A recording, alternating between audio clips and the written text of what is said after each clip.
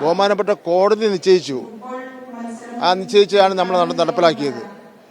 ഗവൺമെൻറ്റായിട്ട് ഒരു കാര്യവും നടപ്പിലാക്കിയിട്ടില്ല.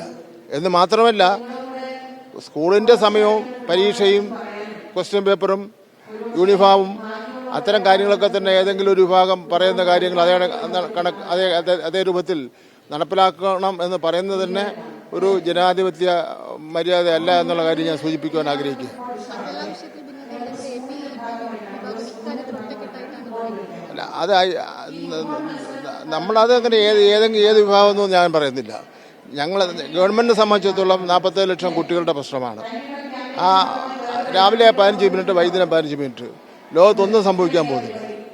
അങ്ങനെ ആ സമയം വേറെ ഏതെങ്കിലും കാര്യത്തിന് ഉപയോഗിക്കണമെന്നുള്ളവർ ഈ സമയം ക്രമീകരിക്കുക. അല്ല, പരീക്ഷ ക്രമീകരിക്കണം, ഗവൺമെൻറ് ഈ കാര്യങ്ങളെല്ലാം ക്രമീകരിക്കണമെന്ന് പറഞ്ഞാൽ അത് നടപ്പിലാക്കാൻ വേണ്ടി പ്രയാസമായിരിക്കും. സംശയം അങ്ങനെയല്ലേ ചെയ്യേണ്ടത്.